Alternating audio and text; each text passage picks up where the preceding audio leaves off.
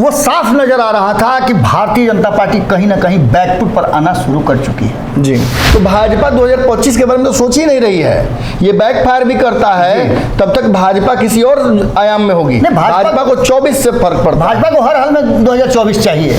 एक भी नेता ऐसा नहीं था कुशवाहा समाज में जो सम्राट चौधरी को घेर सके, जवाब दे सके उन्हीं की भाषा में। पूरे सदन में लग रहा है कि वॉर जोन है, ये अपना नमाज पढ़ रहे हैं। बिल्कुल, मतलब सबको लग रहा था कि वो जो एमएलसी वाला सीटवा खाली हुआ है वो हमको मिल जाएगा, इसलिए सब नखून कटा के शहीद होना चाह रहे थे। नीतीश कुमार के सामने जाकर के फौंक रहे थे। हम सच मुझे फेसबुक पोस्ट अगर ला देंगे तो 4-5 कुशवाहा तो इंस्टेंट शहीद हो जाएगा। नमस्कार, भारत लाइव देख रहे हैं आप और ये गेम बड़ा है। ये वो खबर है जिसमें पर्दे के पीछे हो रही सियासी हलचलों को, बिहार विधानसभा परिषद के गलियारों में हो रही चर्चाओं को हम जमीन पर उतारने की कोशिश करते हैं। कोई भी चर्चा राजनीति में बेवजह नहीं होती है। अगर चर्चा हुई है, अगर धुआं है तो आग भी होगा ही होगा। कल हमने सुबह में ही आप लोग को एक खबर दी थी कि तेजस्वी और नीतीश कुमार के बॉडी लैंग्वेज में भले ही वो कॉन्फिडेंस दिख रहा हो, लेकिन अंदर से दोनों हिले हुए हैं। नीतीश को लगता है कि तेजस्वी कभी भी जेल जा सकते हैं। नीतीश को ये भी लगता है कि तेजस्वी यादव कहीं उन पर दबाव ना डाल दे कि जेल जाने से पहले मुझे मुख्यमंत्री बना दीजिए। लालू ने तो कह ही दिया है। वहीं तेजस्वी को ये लगता है कि नीतीश फिर एक बार पलट मच जाए।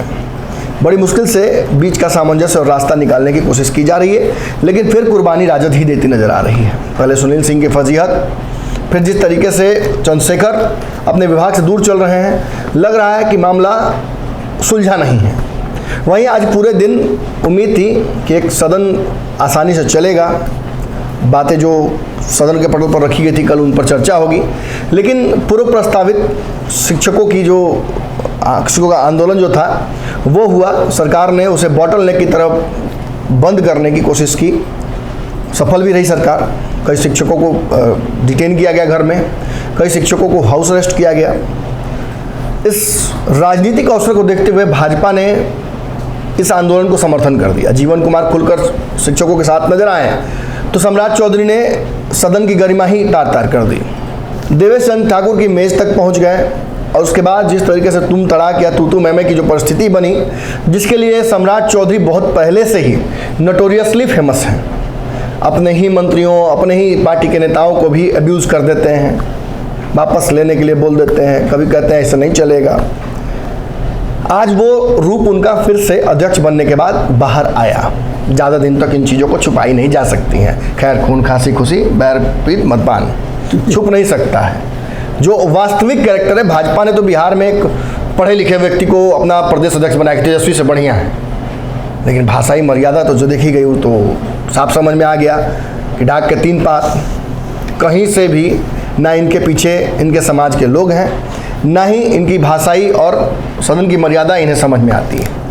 खैर, किसी तरीके से ये विवाद सुलझता दिखा, तब तक सदन में इतनी गर्मा गर्मी हो गई कि अंततः सदन में कोई कार्य नहीं हो सका। लेकिन इस दौरान एक व्यक्ति बड़ा खास तौर पर दिखा मुझे, और विचित्र बात यह है कि चूंकि बाबा लगातार मौजूद थे इस दौरान, सब कुछ आंखों के सामने से देख रहे थे, तो मेरी उत्सुकता को मैंने बाबा से जाहिर किया कि ये हो क्या रहा था। एक तरफ जहां सम्राट चौधरी सदन में हंगामा कर रहे हैं, वहीं रामेश्वर महतो, जो कि तथाकथित रूप से जदयू के बागी एमएलसी कहे जाते थे, जिनकी घर वापसी कायदे से 3-4 दिनों पहले हुई है, हालांकि कहीं गए नहीं थे, लेकिन चूंकि उमेश कुशवाहा ने कुछ आरोप लगा दिए थे और कुछ बातें कह दी थी ऐसी, जिससे दुखी हो गए थे। नीतीश कुमार के मनाने और अनुनय मिलने के बाद वापस फिर से आ गए हैं जदयू में। अब जदयू की तरफ से इन्होंने मोर्चा संभाल रखा था। एक तरफ सम्राट चौधरी दहाड़ रहे थे, दूसरी तरफ रामेश्वर में तो अपना काम कर रहे थे। दोनों कुशवाहा समाज के ही नेता हैं।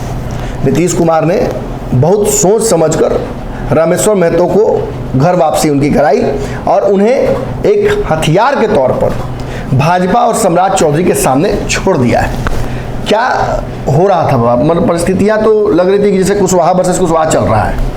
नमन जी, नीतीश कुमार के बारे में हम लोग जितनी भी बातें कहते हैं, क्योंकि सत्ता में है तो किसके बारे में कहेंगे जी, लेकिन नीतीश कुमार के राजनीतिक कौशल पर कोई प्रश्न चिन्ह नहीं कभी नहीं खड़ा किया हमने। और हमने लगातार ये बात कहा है कि नीतीश कुमार भले ही अपनी कुर्सी बचाने के लिए, जो कि सब कोई करते हैं, जी। कौन नहीं चाहता है कि हम राजा बनकर रहें, कौन नहीं चाहता है कि हमको सत्ता रहे, कौन नहीं चाहता है। मोदी जी जब खुलेआम ईडी सीबीआई का उपयोग कर सकते हैं कुर्सी बचाने के लिए, बिल्कुल, तो नीतीश कुमार करते हैं तो उनका कैरेक्टर ढीला कैसे कर सकते हैं? बिल्कुल। और राजनीति में एक बड़े जौहरी के रूप में नीतीश कुमार हैं जी। बड़ा जल्दी किसी को पहचान लेते हैं, परख लेते हैं और जानते हैं कि इसको कैसे प्रयोग करना चाहिए। जिस व्यक्ति को लेकर के क्या नहीं हुआ, चाहे अशोक चौधरी का नाम ले जी। लें, उमेश कुशवाहा का नाम ले लीजिए, संतोष कुशवाहा का नाम ले लीजिए, धीरज कुशवाहा का नाम ले लीजिए, एकदम कुशवाहा बिरादरी के एक से लेकर के ए टू जेड तक का नेता का नाम ले लीजिए जी। रामेश्वर महतो को पार्टी से और उनके ऊपर आरोप लगाने से, लांछन लगाने से कोई पीछे नहीं रहा जी। यहाँ तक कि एकमात्र रामेश्वर महतो के चलते आपको पता ही होगा कि पूरे देश भर से कुशवाहा नेता जो जदयू से कहीं भी जुड़े हुए हैं, जरा सा भी उनका अंगुलियों का भी सट गया है जदयू में, जी। वो भी मीटिंग में शामिल हुए थे। और आज जो देखने को मिला वो बड़ा अजीब था। जब से सम्राट चौधरी अध्यक्ष बने हैं और सदन में जाना शुरू किए हैं, मंत्री पद उनके हाथ से गया है, तब से आप देखे होंगे सीधे नीतीश कुमार पर उनकी उंगली रहती है जी। एक भी नेता ऐसा नहीं था कुशवाहा समाज में जो सम्राट चौधरी को घेर सके, जवाब दे सके उन्हीं की भाषा में। लेकिन नीतीश कुमार ने समझ लिया। नीतीश कुमार के घर में मीटिंग हुई थी तो सब आप बताए थे ना आपको, कोई नहीं बताया, किसी के पास खबर नहीं थी, गुप्त मीटिंग हुई थी, लेकिन हमारे पास सूचनाएं आ गई थी जी। इस बात का लेकर के आपके साथ जो एक इंटरव्यू हुआ था, उस इंटरव्यू में रामेश्वर महतो ने कहा भी था कि मुझे दुख इस बात का है कि मुझे पार्टी के कार्यों से क्यों वंचित किया गया। बिल्कुल, मेरे पास वो चीज़ है जो हम दे सकते हैं, हमने संघर्ष किया है और नीतीश कुमार मेरे आदर्श नेता हैं। अरे नीतीश के कहने पर राजनीति शुरू की। बिल्कुल। अब आप समझ लीजिए, आपने तुरुप का पता बड़ा बढ़िया यूज़ किया है। आज जब ये बात हम कर रहे हैं तो उसके एक दिन पहले जो विधानमंडल के अंदर देखने को मिला, जो विधानसभा और विधानमंडल के परिसर में देखने को मिला, वो साफ नज़र आ रहा था कि भारतीय जनता पार्टी कहीं ना कहीं बैकफुट पर आना शुरू कर चुकी है जी।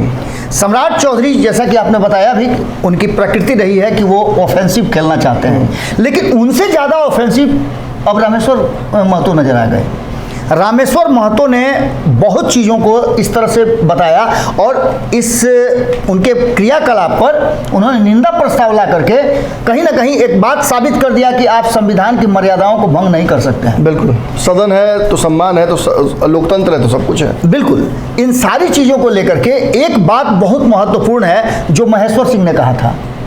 हमारे यहाँ भी हमारे मैनेजिंग एडिटर अनिल जी हैं, उनके साथ बातचीत में महेश्वर सिंह ने कहा था कि सत्ता का धमक जो है, सत्ता का हनक और पावर सबको नहीं पचता है जी।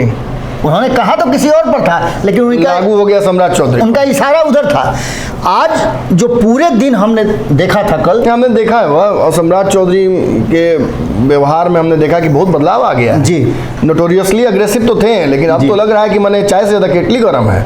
नरेंद्र मोदी को से शायद अगर समय लीजिए, बात कीजिए उनसे अगर कोई विचार करने जाइए तो हो सकता है कि बहुत नरमी से बात करें। सम्राट चौधरी के पास तो सुन रहे हैं कि नया पुराना लोग भी अगर आ रहा है, अब नाम नहीं लेंगे किसी का बदनाम करने के लिए, यहाँ बेइज्जत करने के लिए, लेकिन भाजपा के पुराने चावलों में से भी जो टॉप 5 जी जो 5 लोग भाजपा के शुरू से ही जिसने भाजपा को सिंचित किया, उनमें से कोई डरे जाता नहीं है सामने कि जाएंगे तो पता नहीं कौन सा नया अलंकार उपमा रख दे माथा पर जो सट जाए देह में।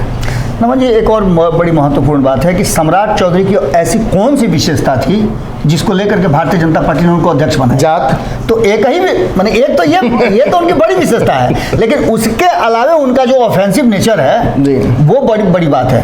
कारण कि आप देख लीजिए ना, एक अध्यक्ष है, दूसरा विधानसभा का नेता प्रतिपक्ष है, और इनको 2-2 पद मिला हुआ है। ये विधान परिषद में भी नेता प्रतिपक्ष हैं। बात तो बीमारी अग्रेसिव होता तो इलाज अग्रेसिव नहीं ना किया जाता है, सर्जरी भी अग्रेसिव कर दीजिएगा। यही तो, रोग पहचानने से पहले कहीं ऐसा ना हो कि भारतीय जनता पार्टी ने फॉल्स गोल कर लिया जी। और नीतीश कुमार कैलकुलेटेड रिस्क है। बिल्कुल, भारतीय जनता पार्टी ने, मैं तो पहले कहा कि कैलकुलेटेड रिस्क है, हो सकता है कि पूरी तरीके से बैकफायर कर जाए। तो भाजपा 2025 के बारे में तो सोच ही नहीं रही है। ये बैकफायर भी करता है तब तक भाजपा किसी और आयाम में होगी। भाजपा को 24 से फर्क पड़ता है। भाजपा को हर हाल में 2024 चाहिए और उसकी तैयारियां वो कर रही है। उसी तैयारी का हिस्सा था कि उसने सम्राट चौधरी को सामने लाया जिससे कि लौकुश समीकरण का वोट उनके तरफ आ जाए। यही कहीं ना कहीं मेरा सवाल भी है कि तो सम्राट चौधरी को अगर केवल अध्यक्ष बना देने से सारे कुशवाहा वोट कर देते अगर भाजपा को, तो ये उपेंद्र कुशवाहा के गोड़ पखारी काहे होता? बड़ा बढ़िया बात आपने कहा है।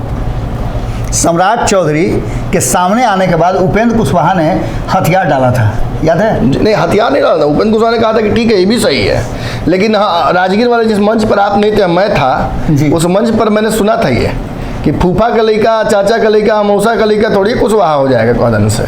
कुशवाहा एक ही है, यहाँ खड़ा है कुशवाहा। हम जहाँ खड़े होते हैं लाइन वहाँ से शुरू होती है।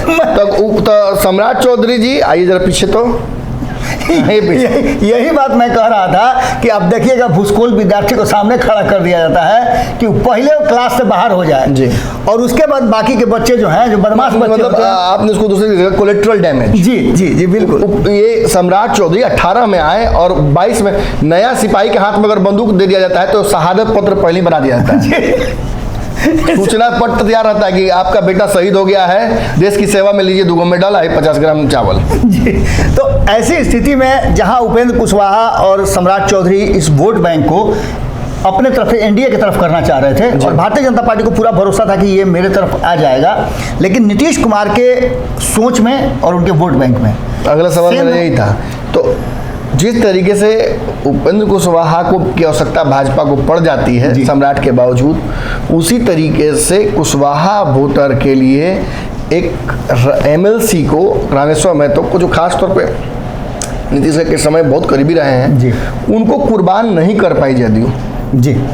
उल्टा अब ये स्थिति हो गई कि उसी आदमी को हथियार बना लिया और सम्राट चौधरी के सामने कह दिया जाइए उड़ा दीजिए, और हथियार भी ऐसा आत्मघाती दस्ता, वो अपने विस्फोट करके पूरा खत्म कर रहे हैं। आप देखे होइएगा कि जब जदयू में थे तब भी चाहे अशोक चौधरी सामने आ जाएं और चाहे उमेश कुशवाहा सामने आ जाएं, उस सबको विस्फोट करते रहे अपने ब्लास्ट हो करके। मैंने देखा वीडियो, मैंने देखा वो वीडियो बड़ा मजेदार था कि पूरे सदन में लग रहा है कि वॉर जोन है, ये अपना नमाज पढ़ रहे हैं। बिल्कुल, माने इन्होंने अपनी बात को पूरा किया और ये बताने का कोशिश किया कि उच्च सदन है और सदन की मर्यादा। खेल तो यही ना है बाबा कि जिस तरीके से भाजपा अब तक करते आई कि शेर के सामने शेर, हाथी के सामने हाथी, गेंडा के सामने गेंडा, वही खेल नीतीश कुमार ने खेल दिया। सदन में कुशवाहा को भिड़ा दिया सम्राट चौधरी से। अब फरियाइए, बहुत नीतीश कुमार पर रोज उछल के बोलते हैं, अब रामेश्वर रहमत से फरिया लीजिए। नमन जी, गेम यहीं से शुरू हो जाता है और यहीं ख़त्म हो जाता है। नीतीश कुमार की विशेषता यही रही है और उस विशेषता को उन्होंने परखा है। जब जब उन्हें जिस जिस वेपन की जरूरत हुई, जहाँ सुई की जरूरत है वहाँ सुई लगाया है, जहाँ मिसाइल की जरूरत है वहाँ मिसाइल डाला है। ढेर कुशवाहा नेता लोग नाराज है रामेश्वर महतो के आगे बढ़ा जाने से। उनके नाराजगी से बहुत असर नहीं पड़ेगा नमन जी, इसलिए नहीं पड़ेगा कि उन लोगों ने अपना आजमाइश कर लिया है। 100 कुशवाहाओं की मीटिंग हुई है, एक भी ऐसे कुशवाहा नेताओं की बात मैं कर रहा हूँ बाबा, जो कल तक जय भीम सुबह तक कर रहे थे, शाम में जैसे ही देखा कि रामेश्वर महतो को आगे बढ़ा दिए नीतीश कुमार, तो एकाएक आध्यात्मिक हो गए लोग। कोई उत्तराखंड में, कोई काशी में, कोई सीधा मतलब वैष्णो देवी ही जाके दर्शन कर रहा है, कोई बर्फानी से नीचे मान ही नहीं रहा है।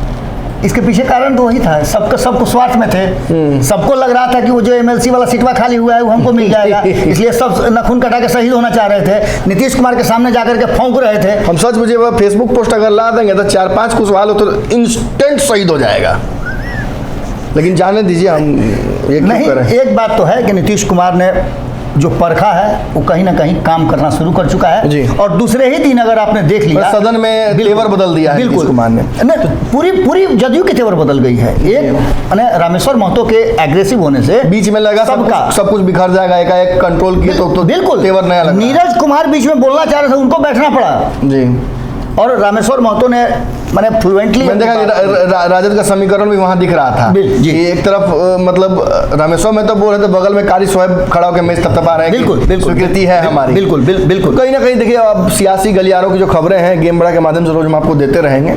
सदन तो बहुत दिनों चलना नहीं है मानसून में, लेकिन इस सदन के दौरान बहुत कुछ होना है। बंद गलियारों में, बंद कमरों में ऐसी ऐसी बातें हो रही हैं जो आप तक पहुंचाना बहुत आवश्यक है। इन्हीं खबरों पर कहीं ना कहीं और इन्हीं चर्चाओं पर अगले दिन का विश्लेषण या कोई बहुत बड़ा राजनीतिक फेरबदल होता है, तो नज़र बहुत पेचीदगी के साथ भारत लाइव पर रखिए। हमारी नज़र तो खबरों पर रहती ही है। अगर ये वीडियो पसंद आई और वह बिहार के राजनीति और बिहारियत से सरोकार रखेनी तो सब्सक्राइब बटन दबा के चैनल के सब्सक्राइब कर ली। ओजे एगो घंटी बा, ओकरा बटन दबा देला से कुल सटीक और मारक खबर रुआ मुफ्त में मिल जाई। अगर रुआ पत्रकारिता के हमनी के नया प्रयोग में सहयोग कर चाहतानी तो ज्वाइन बटन दबा दी। पेटीएम नंबर नोट कर ली 9386816700। धन्यवाद।